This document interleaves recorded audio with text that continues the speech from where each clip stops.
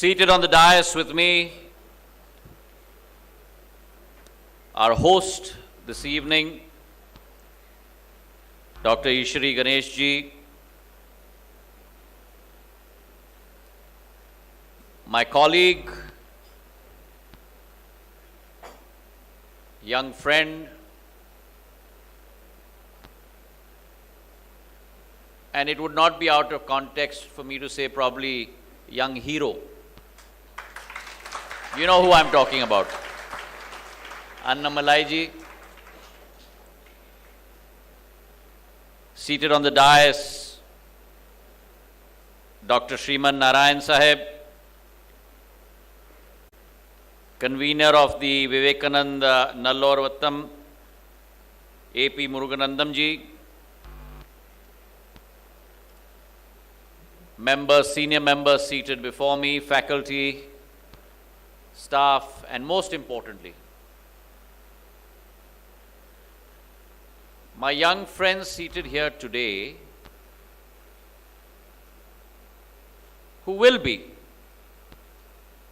the future of Chennai, the future of Tamilnadu, the future of India, and it will not be out of context for me to say the future of the world that is sitting in this room. So, vanakkam. It's indeed a pleasure to be here today. An opportunity to interact with all of you.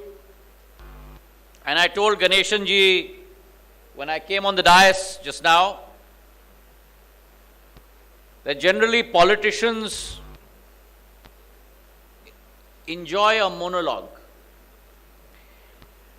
I consider myself to be not a politician but a public servant.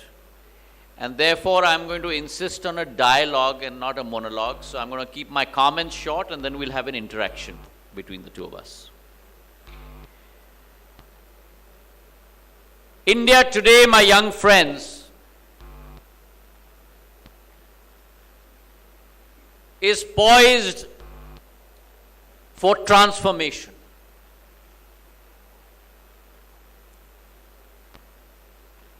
Her journey over the last many thousands of years, Bharat Mata or India as we know her, she has always been at the forefront of contribution to the cause of mankind.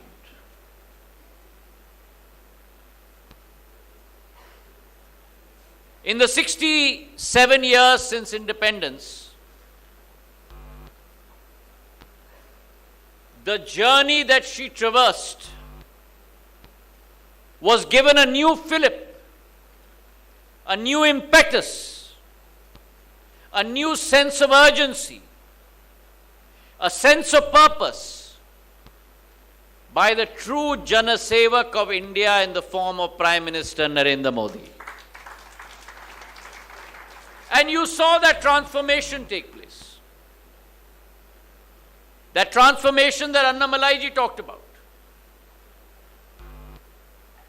Across parameters from infrastructure, whether it is roads or whether it is airports or whether it is railways, parameters of inclusivity with the Ujjwala Yojana, the Pradhan Mantri Awas Yojana, our Nari Shakti with the self-help groups, the paradigm shift with the youth, the India that had gone through a brain drain for 66 years, in the next last 7 to 9 years, India has gone through a brain gain across the world. And the Prime Minister's resolve to unite all of India, not only domestically, not only the 1.35 billion people that represent her power, but also our Pravasis, our 3 crore Pravasis that live across the world, to make them a guiding force for India as well. And so that transformation has taken place. And today India has arrived on the world stage. We have gone through possibly the worst pandemic that the world has seen in 100 years. But that India that used to be dependent on foreign countries, that used to import her vaccines, that India today has become the manufacturing hub for 2 vaccines and exporting it to 100 countries across the world to save lives. Today, people across the world leaders today, look at India in times of trouble, in times of discomfort, in war times in Ukraine and Russia. India is being looked at for a solution. The Prime Minister sent 5 of us cabinet ministers to safely bring back 23,000 students from Ukraine and Russia. And those countries even stopped the war in between to ensure safe passage for our students so that we could bring them back safely. That is the transformation. And today, as we celebrate our Amrit Kal, Azadi Ka Amrit Mahotsav, 75 years of independence, India is poised for that resurgence. And our journey from this Amrit Kal to our Shatabdi Kal, 100 years of independence in 2047, that change that India is poised for, to go from number 11, we have arrived at number 5. From number 5, by 2030, we will displace Germany and Japan and become the 3rd largest economic power in the world. And it should be our common goal that by 2047, India becomes the economic powerhouse of the world. But if that is to be our goal, I will quote Swami Vivekananda here. Swami Vivekananda had said, "My hope for the future lies in the youths of character, the youths of intelligence, the youths of renouncing all for the service of others and obedient, good to themselves and the country at large." Unquote. That paradigm of change across the world in any country, across the world in any society, if it has come about because of youth power represented by all of you sitting here today. And India has a reservoir of that youth power. 70% of India today is below the age of 35. We are talking about 90 crore youth power. 90 crore youth power, meaning 3 times the population of the United States of America, 2 times the population of a combined Europe. That is the human resource potential that my youth in Bharat represent for the world. And that leadership, that change will come from all of you. My only words of advice to all of you, as you stand on this cusp of change, having been a youth myself many, many years ago, unlike Annamalai ji, who's still a youth, my only words of advice to you, always try something new. Do not be afraid of change. Change is the only constant in the world. Embrace change. Be a part of that change. Make sure that along with that change, you take up challenges. Always try and work outside your comfort zone. All of you today are in Wells College, pursuing different degrees. Some in marine engineering, some in aviation, some in other faculties. It is as important for you to understand and realize and acknowledge what is it that you are passionate about, as important it is for you to realize and understand what is it that you are not passionate about. And therefore in life, always experiment. Always try something new. Because all these experiences along your years of youth will all be arrows that you will keep in your quiver. And life has a way of dealing cards. You never know which is the arrow that you will have to use in your bow to make sure that you arrive at the target. So gather those experiences as you go along. Make sure that you try different fields, experience different environments. And finally, there are 2 words of advice that I'd like to leave with all of you youngsters. The first is always remember, as important as leadership is, it is as important to build your team. Always remember that when you emerge victorious, you're only as strong as the weakest link in your chain. Build the resources and the strengths of your team. Always keep compassion with yourself. There's a simple rule in life that I've always kept very close to my heart. For me, marriages are always optional, but funerals are mandatory. Always be there for people in their time of need. When there's a happy situation, you will find many people at a party. But it's important to be there when people need you. Have a spirit of compassion. And finally, when I was at Stanford Business School, I had the good fortune of being taught by the founder of Intel. Have you all heard of the company Intel? How many of you have you ever heard of the company of Intel? Raise your hands. Okay, so that's the chip that goes into computers, right? His name was Andy Grove. So he taught us a course on breakthrough transformation.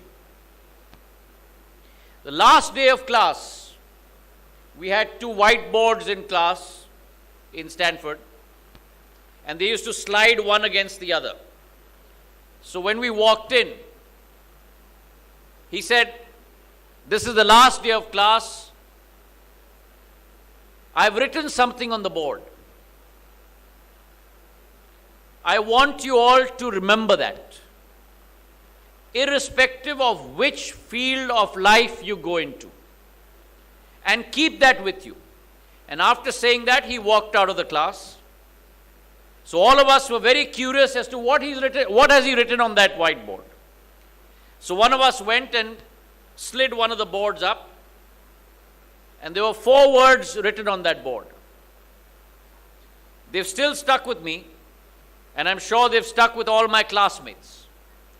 And the 4 words that were written on that board was, "Only the paranoid survive." So be paranoid.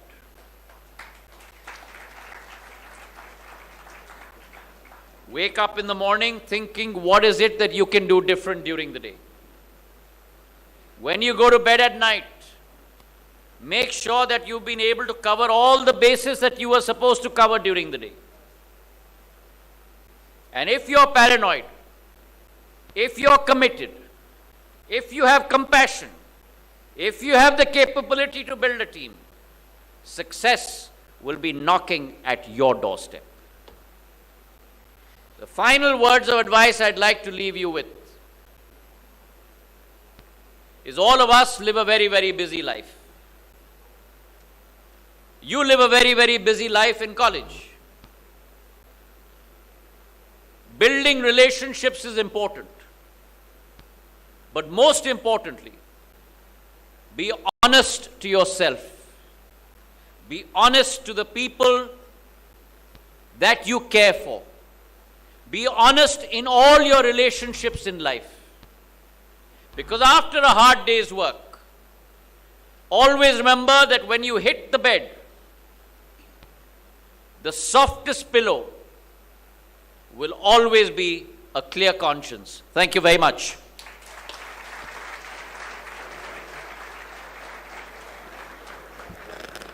Thank you, sir. Thank you, sir. We are really honored, and definitely we would raise up to the level which you have marked for us. That's not the end of my conversation. So now I'm going to have a conversation. Yeah. So does anyone have any questions, any comments, any queries? The one thing I want you to do is, if you have any questions or queries or comments, when you put your hand up, please take your name. What is it that you do? And what is your ambition in life? So if anyone has questions, first can you put up your hand and then I'll point to you. Go ahead. Good evening, sir. I'm Anuj Velani from Maharashtra. I'm pursuing BSc Aeronautical Science third year. And what do you want to do in life? In life, I want to become a pilot. So my question is... You want to do something more than just becoming a pilot. Okay? Remember this, that you have to identify what your means are and what your end is. Being a pilot is a means. There has to be a cause that will lead you to. So what is your passion? To be a change of the aviation industry. To be the face of the change. Good. So that's the way you need to think. Right? Your end goal is not that you become a pilot. Right? So the end goal for Annamalai ji is not that he's become state president of the BJP. He's going to use that position to change society, to change the way people think. Right? So for all of you also, that should not be your end goal. Your end goal has to be a greater good than that. Because when your end goal becomes a greater good than that, and all those end goals in this room combine, then the potential of India on the world stage rises. So your question. We as students of the aviation industry have seen various roles, such as being a pilot or engineers. But what is it like to be the highest authority of the industry of our country? My role, let me tell you, what's your name again? Anuj. Anuj. My role, Anuj, is to make sure that you succeed. Because in your success lies not only the sector's success, but lies the country's success. And that's the responsibility that I feel in this position. Politicians, regulators need to shed that cap. Our role has to be one of being a facilitator. Opening the doorways, opening the pathways so that all of you can succeed. Because if you succeed, then India succeeds. And that's why I want to see Anuj and many like him succeed across the country. And that's my job as Civil Aviation Minister, to open those pathways so that our youth, today, I'll give you a shocking data. In the world today, you have only 5%, just come here. Only 5% women pilots in advanced economies. Huh? In India, do you know how many women are pilots? 15%. And if we want India to succeed, India can chappal baja ke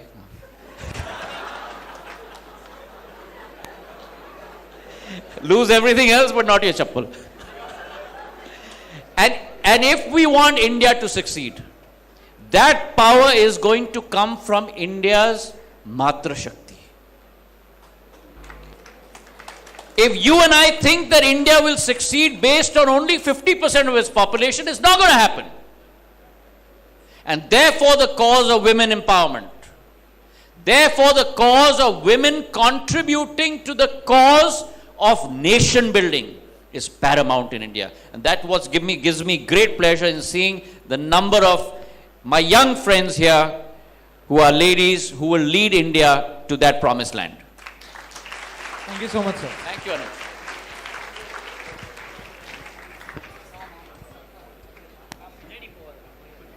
Good evening, sir. Wonderful. On that topic. Sir, I am Soumyanitra Datta from Tripura. I'm studying in BSc Aeronautical Science second year. So my question for you is, India... No, you haven't told me what you want to become. Sir, I want to be a pilot. Why do you want to be a pilot? You must keep asking yourself the question why. In life, always remember, ask yourself the question why. It's very easy to answer the question what. But when you come to the what, ask yourself the question why. Because when you are able to answer the question why, that is when you will find your true purpose in life. So why? So being a pilot has always been my passion. So I think if I be a pilot, I will be able to contribute my best in the industry. Now your question. Netra. Yeah. So my question for you is, India is expected to be the third largest aviation industry in the coming 10 years, with the passengers movement being the contributing factor. Can you please share with us in what way it is going to be beneficial for the young aspirants like us? Wonderful. Great question. So if you, Netra's question is that if you look at the macro numbers of the growth potential of India's aviation market, what does it mean for the youth of our country? Right? So first of all, Netra, we are today the third largest domestic aviation market. If you combine domestic and international totally, we are the seventh largest aviation market in the world. Let me just give you a glimpse of where we are. In 2013-14, we had a total of close to about 65-70 million passengers traveling per year. We are today at 144 million. Add to that 60 million international passengers. So that takes your number to 200 million. In the next 5 to 7 years, that number of 200 million is going to grow to 400 million passengers. That's the delta. That's the change that you're going to look at in terms of a growth potential in India. So what does that mean? I talked about airport infrastructure. The fact that in 67 years of India's independence, we had only 74 airports. In the last 8.5 years, under Prime Minister Narendra Modi, we built an additional 73, taking us to 147. The 148th airport will be inaugurated this month by Prime Minister Modi, doubling it in another 8 years. That's the growth in airport infrastructure. Similarly, with regard to plane fleet size, in 2013-14, we had less than 400 aircraft in our country. Today, we have upwards of 700 aircraft in our country. We are going to grow at 125 aircrafts per year, which means in another 5 to 6 years, India will come close to 1,500 aircrafts in our country. So what does that mean for Netra? What is the opportunity for Netra based on this analysis that I've just done? The opportunity is that as airports grow in our country, in Chennai, we're just growing from 23 million throughput in the Chennai airport to 35 million. First phase I will complete by March of this year, second phase by December of next year. So you're going to grow 60% in Chennai. When airports grow, when the fleet size grows, then you start implanting the civil aviation ecosystem in India. Till now, because we didn't have enough airports, we didn't have enough planes, we didn't need to train pilots. We didn't need that many engineers. But today, because the market is growing so quickly, we need new flying training organizations. We need more AME engineers. And with that growth coming in place, 35 FTOs today growing to 49 by the end of next year, MROs coming in place, you will require servicing of planes. Today, our planes go to Singapore, they go to Dubai to get serviced. The minute you cross 1,000 in terms of your fleet, those foreign majors will come and set up MROs here. Which means what? We need many more engineers in our country. So a plethora of opportunities will open up for all of you. And today, our future pilots getting trained abroad, now with FTOs being set up in India, they'll all get trained here as well. So civil aviation, for example, is a great example of a sector that's actually going to blossom and bloom over the next decade. I have a view that over the next 10 to 15 years, civil aviation is going to become one of the biggest underpinnings of transportation network in India. And why is that? Because we're not going to concentrate only on your 787s and your 777s and your A350s. We will not concentrate on the A320s and the 319s and the Boeing 737s, Maxes. We are looking at connectivity to the last mile, which means we need to grow our fleet of helicopters. Connectivity in hilly states, Uttarakhand, Himachal, J&K, Northeast. Even in a city like Bangalore today, we have a helicopter service from the airport to the city. Bombay, Pune is connected by helicopter. You're going to get eVTOLs. I don't know how many of you have heard of eVTOLs. Electrical vertical takeoff and landing vehicles. That's going to be the new technology. You all are going to be at the forefront of that. And that's the opportunity that will come in an area like civil aviation for the youth to be able to take that forward. Today, we had the first pilot that did the longest flight from Delhi all the way till San Francisco and LA. Lady pilot, mind you. And I look forward to the day when that 15% in our fleet of lady pilots, that 15% is restricted to the males and 85% are our lady pilots in our country. Thank you. Thank you so much, sir.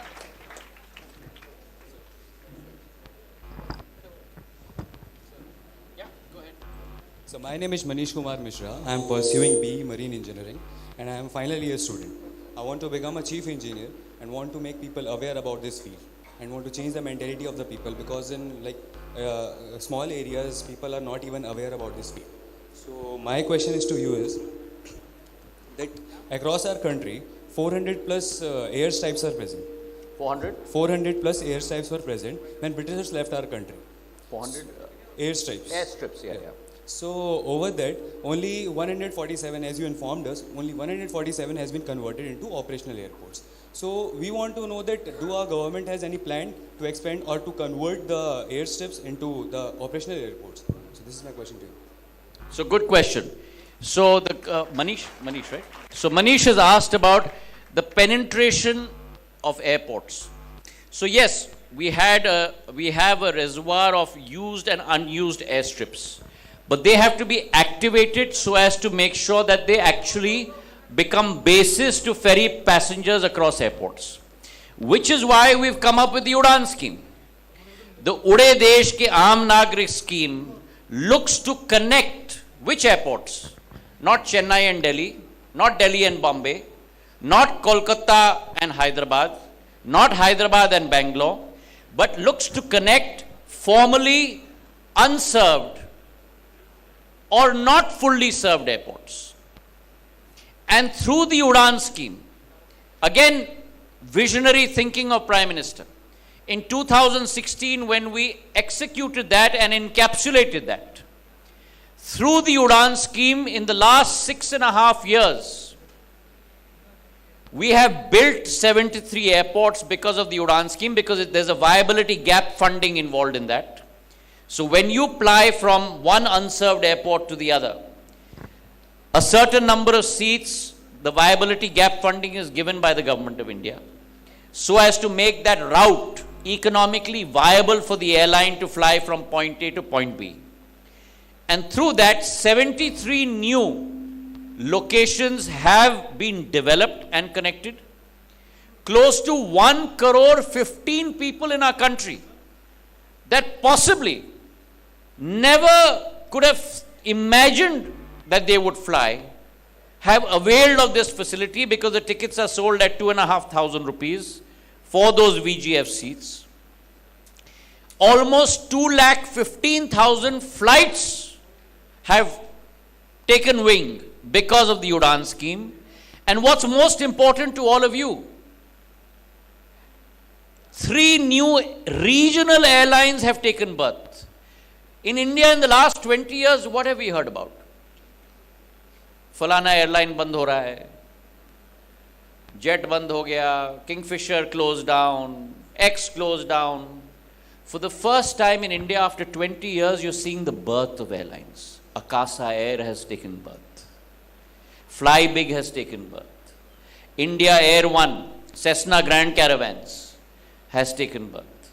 Star Air, routes like Mumbai to Kolhapur, has taken birth. So you're seeing the spawning of new airlines happening. You're seeing the spawning of hitherto unconnected routes getting connected. And what we have done in the last bid of Udan 4.2 is we reserved it completely for helicopters, seaplanes, and small aircraft. No big aircraft. So we put out close to 184 routes, 16 for helicopters, 50 for seaplanes, and 118 for sub-20 seaters. So I just flagged off a Cessna Grand Caravan route from Jamshedpur to Kolkata. And so you're seeing what you could have never thought of suddenly happening in India. 9-seaters, 19-seaters today taking wing. And that will lead to the proliferation of what Manish asked me. New airports, new sites that were not connected before. So our thrust is not only on international to domestic.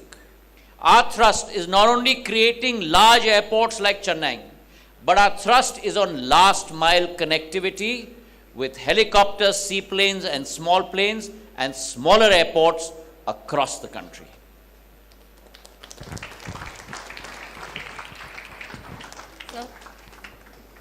Good evening, sir. Good evening. I'm Rakshita. I'm from Chennai, Tamilnadu. Good to see you, Rakshita. Yeah. I'm studying aviation second year. My wish is to become pilot. The reason is I want to take that 15% of women pilot to the next level, to be greater. So my question to you is, 8 of 10 students of aviation have dreamed to become a pilot like me. However, the ultimate truth is that the training cost cannot be bare for all classes of people. It is restricted to only who can afford it. Will piloting be affordable to everyone? Is that government concerning is about? So if yes, how? So good Rakshita. So good question by Rakshita. How do you take opportunities to the grassroots level? So let me give you an example. The first thing that you have to do is to make sure that you make that opportunity available across the length and breadth of the country.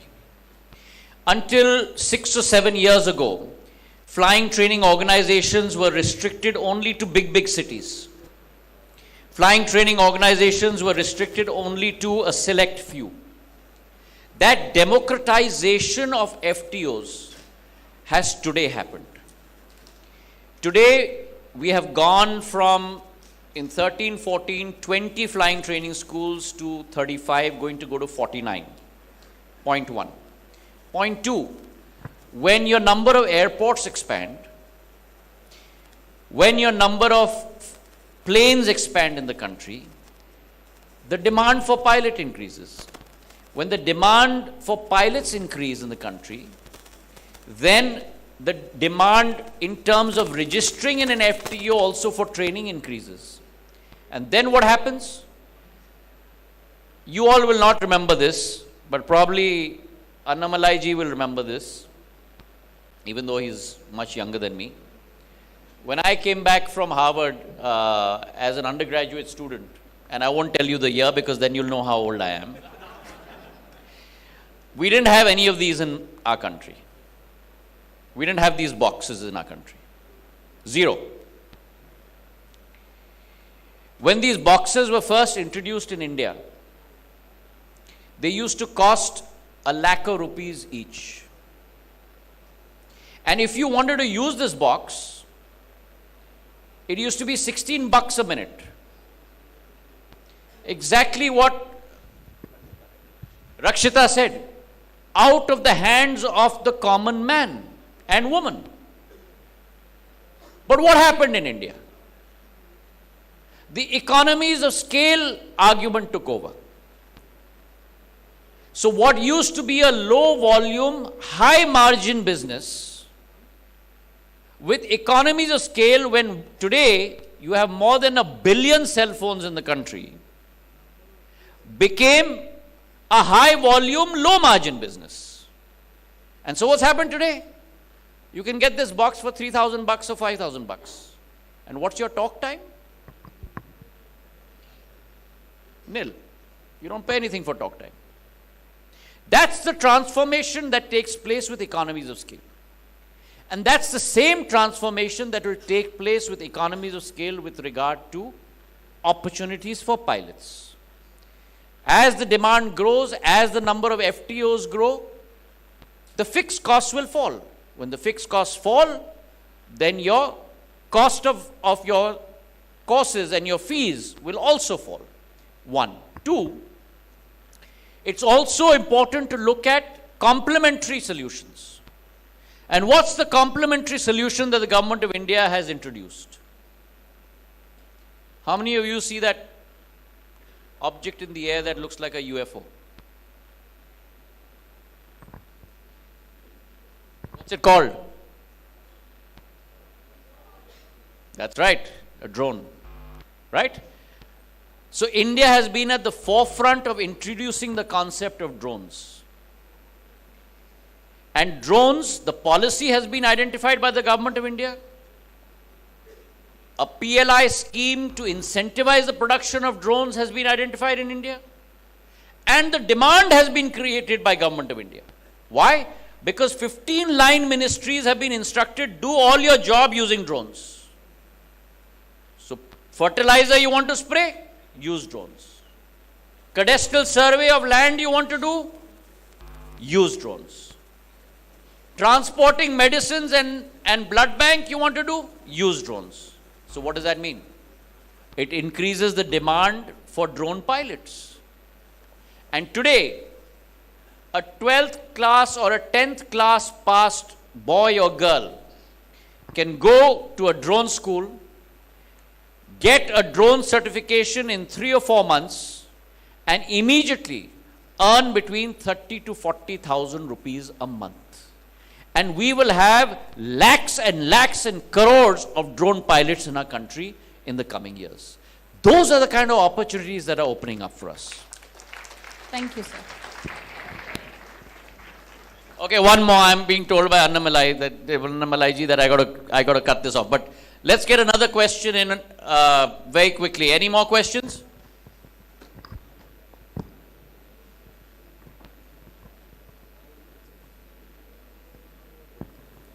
Good evening, sir. I'm Sridhar, pursuing BSc Nautical Science 3rd year. I want to become a captain of a ship.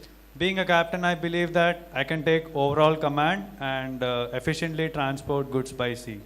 My question to you is, where do you see in next 15 years the Indian aviation industry? That's something that what's his name again? Sridhar. Sridhar. That's something, Sridhar, that I've already talked about a lot. What I would like to see, in conclusion, if I may say, as I mentioned to all of you, it's important for you all to pursue a degree. It's important for you all to get a qualification. But I think it's extremely important for you all to think beyond that. And as I mentioned in conclusion, I'm going to keep telling you all. Think of what you want to do. But more importantly, think of why you want to do it. And finally, if the answer of why is going to be because I'm going to get a good salary, that's the wrong answer.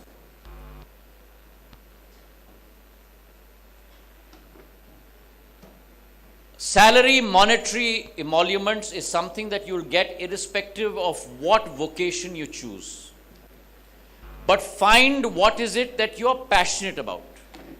Because if you get up in the morning raring to go to work, and you come back in the evening, completely washed out, you've had a great day, the level of satisfaction that you will experience goes beyond the number of zeros that you'll ever see on a paycheck. And therefore, that passion is something that you need to search for. It's been a great interaction for me. Thank you very much for sparing the time and having me. Thank you.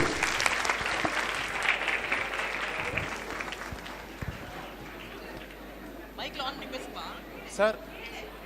Annamalai, sir. Sir. Sir. Sir, Annamalai, sir. Sir. Sir.